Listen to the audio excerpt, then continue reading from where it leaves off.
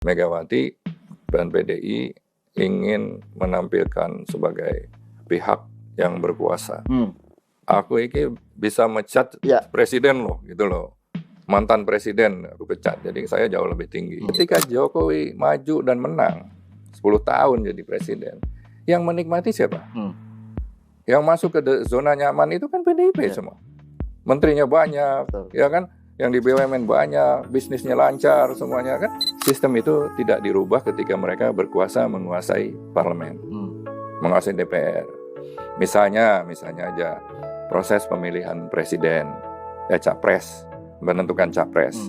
Itu menurut saya nggak benar semua ini.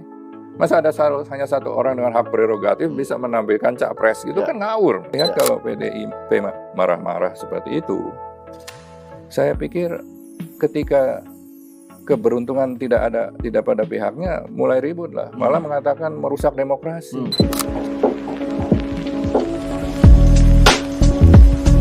Kalau saya lihat waktu sebelum pencapresan, itu banyak didengung-dengungkan bahwa Mbak Puan akan menjadi capres, tapi Mbak Mega juga masih diam kan pada itu.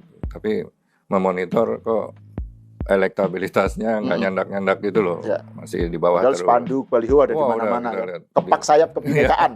Itu sudah nampak lah, sudah kelihatan. Tapi Mbak Mega masih diam. Ya, nah saya melihat Jokowi itu sebagai dikatakan kader PDIP lah, yang berprestasi, bahkan prestasinya melebihi ketua umumnya. Jadi presiden kan 2 periode. Nah, sebagai seorang presiden 2 periode dan bisa bergaul, membawahi, mempengaruhi semua pimpinan partai politik, menguasai intelijen negara, itu dia juga memiliki pandangan-pandangan sendiri, dengan intelijennya dan intelektualitasnya, bahwa pasti dia tahu ini siapa yang bakal bisa menang. Nah, sementara Ibu Mega hanya berdasarkan amanah hak prerogatif. Hak prerogatifnya aja yang dipakai. Nah, kalau kita bicara hak prerogatif, dulu saya yang menyusun hak prerogatif pertama waktu di Kongres Bali, karena kita ingin ikut pemilu Pak Harto. Ya, zaman Pak Harto, Orde Baru. Kita khawatir, itu masih PDI. Ada dualisme PDI itu. Pemilu Orde Baru yang terakhir ya? Ada dualisme PDI. Jadi Mbak Mega juga PDI, kita juga PDI, kita mau ikut pemilu, kita khawatir. Jangan-jangan yang disetujui PDI yang satu lagi, Suryadi. Oleh karena itulah kita berikan hak prerogatif. Kalau ada perkembangan politik yang sangat tidak memungkinkan kita ikut pemilu, diserahkan ketua umum untuk merubah nama partai. Menyusun kepengurusan, membuat logo partai yang bersifat teknis supaya tidak kongres lagi gitu loh. Nah, tapi sekarang berkembang prerogatif itu menjadi hak sebagai otoriter. Quote-unquote kan prerogatifnya otoriter. Bahkan Pak Harto yang memiliki hak prerogatif atau otoriter tidak mendeklar, wah saya punya hak prerogatif, saya yang menentukan calon presiden. Pak Harto masih malu-malu gitu loh.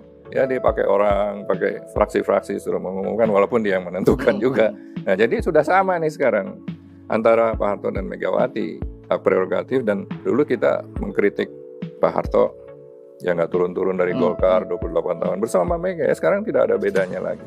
Nah, kembali ke Pak Jokowi. Pak Jokowi melihat dan memiliki kepentingan, mungkin nasionalisme harus menang, nasionalis lah.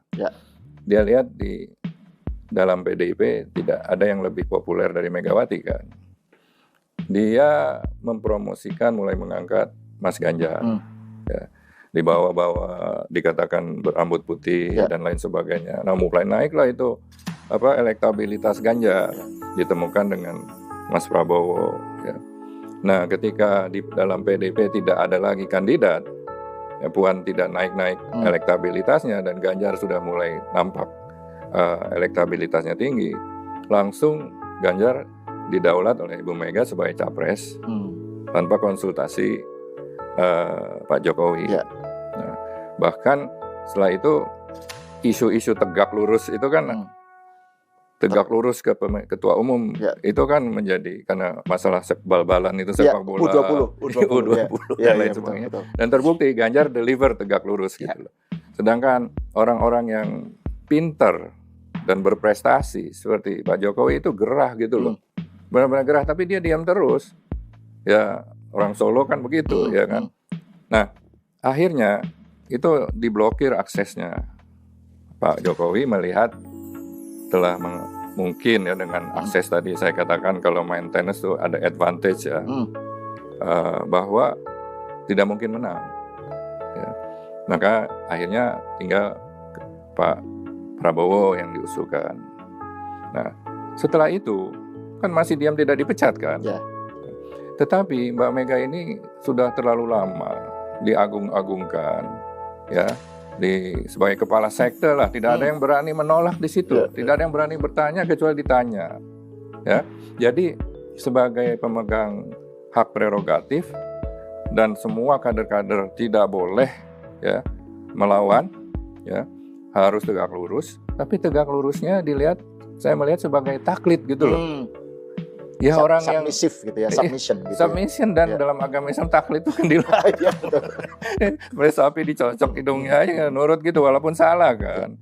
Nah, saya melihat kepemimpinan Mbak Mega kalau melihat ada kader yang baik ya. Seperti Jokowi diajak bicara sebagai mitra. Harusnya. Iya, dinaikkan kedudukannya sebagai mitra karena prestasinya luar biasa, harus diberikan reward dong. Kalau dia salah baru diberikan punishment. Nah, itu tidak terjadi. Karena dalam kamusnya tidak ada boleh orang yang melebihi dia gitu. Ya, karena dia pemegang hak prerogatif, ya dia anak biologis Bung Karno. Kurang apa gitu loh. Nah, di situ tampak Pak Jokowi memiliki pandangan analisa yang berbeda. Ternyata terbukti menang kan. Nah, setelah menang Mbak Mega kan tambah marah dong.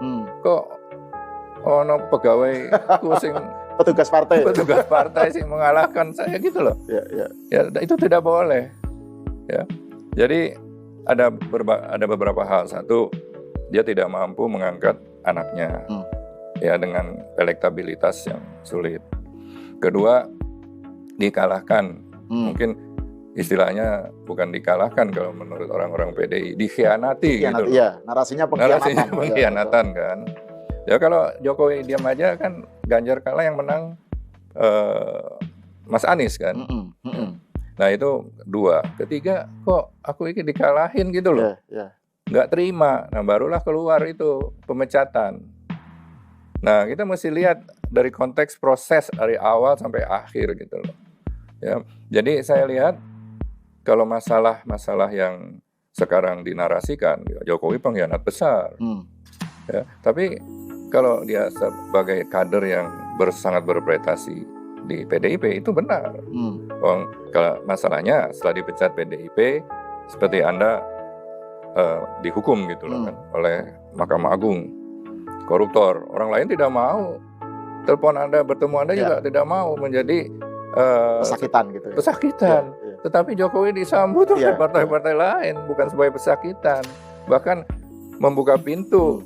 Kalau Jokowi mau masuk, dan Jokowi masih memiliki jaringan luas loh. Kalau dia belusukan mengatasnamakan partai tersebut bisa akan menang nanti 2029. Bahkan fenomena lemdak presiden aja nggak terjadi kan pada Jokowi. Jadi bahkan sampai sekarang pun masih gitu. Nah, yang menarik ya, kalau saya lihat ketika pada saat ini Jokowi dikatakan sebagai pengkhianat. Ya, bisa boleh aja lah sebagai pengkhianat. Karena Megawati dan PDI ingin menampilkan sebagai pihak yang berkuasa. Aku ini bisa mecat presiden loh, gitu loh. Mantan presiden aku pecat, jadi saya jauh lebih tinggi gitu loh. Nah, terus ada lagi narasi kedua. Demokrasi dirusak. Ya. Bahwa Jokowi bisa menampilkan anaknya, itu juga yang membuat faktor yang lain yang membuat dia marah juga. kok anak gua nggak bisa. Anakmu kok gampang aja gitu loh, walaupun ceritanya kita nggak tahu ya cerita yang sesungguhnya, apakah Prabowo yang minta, ya kan, Prabowo yang ngotot, kan Prabowo bisa menolak, ya kan, partai-partai juga bisa menolak. Jadi apakah mereka itu benar taklid sama Jokowi juga enggak kan? Ya. Nah jadi saya kira ketika Jokowi disalah-salahkan dan mengajak masyarakat menuding Jokowi, loh kita bertanya, sing milih Jokowi kuwi sopo? Yang milih kan harus bertanggung jawab dong, ya, minta maaf atau gimana kita salah pilih, atau, ya kan? Tapi ketika Jokowi maju dan menang 10 tahun jadi presiden, yang menikmati siapa? Yang masuk ke zona nyaman itu kan PDIP semua. Menterinya banyak, ya kan? Yang di BUMN banyak, bisnisnya lancar semuanya kan? Nah, itu tidak bicara itu. Ketika mendapat benefit, keuntungan, ya nggak ribut. Tapi ketika kalah baru ribut. Padahal sistemnya masih sama. Nah, saya mengatakan kenapa sistem itu tidak dirubah ketika mereka berkuasa menguasai parlemen, menguasai DPR. Misalnya aja proses pemilihan presiden, capres, menentukan capres. Itu menurut saya nggak benar semua ini. Masa ada hanya satu orang dengan hak prerogatif bisa menampilkan capres, gitu kan ngawur, ya kan? Nah itu harus dirubah. Pemilihan hakim agung, pemilihan hakim MK, Mas, KPK, komisi dan semuanya itu kan ada di DPR. Anggaran kan DPR. Dan lalu milih orang DPR, ngasih duit DPR, mengawasi DPR, ya, di mana aturan juga DPR yang membuat undang-undang. Di situ satu tangan DPR dan PDIP berkuasa 10 tahun, Mas. Ada kesempatan kalau mau mengubah gitu ya. Tapi ketika menikmati dia terbuai gitu loh. Jadi sekarang ketika sistem tersebut ya berbalik, ya mengalahkan kenikmatannya, menghilangkan kenikmatannya baru ribut. Itu narasi yang saya kira saya kasih disclaimer ya. Saya bukan membenci orang-orang PDI Megawati, saya hormat semuanya, teman-teman saya, dan saya juga bukan orangnya Jokowi. Saya belum pernah ketemu Pak Jokowi. Tapi ini adalah gambar besar, fakta. Gambar besar Dan berdasarkan fakta-fakta yang kita lihat bersama loh, gitu loh. Nah itu yang misalnya undang-undang benturan kepentingan pejabat penyelenggara negara. Tidak boleh ada hubungan keluarga. Itu kan perlu. Misalnya Panglima tidak boleh saudaranya presiden gitu loh. Itu kan perlu. Ya kan? Bagaimana memilih hakim MK? Yang milih siapa? 3 dari DPR, 3 dari pemerintah, 3 dari MA. Kalau kelihatan seperti itu, jangan dibuatkan aturan-aturan untuk kepentingan bersama, bukan kepentingan saat itu gitu loh.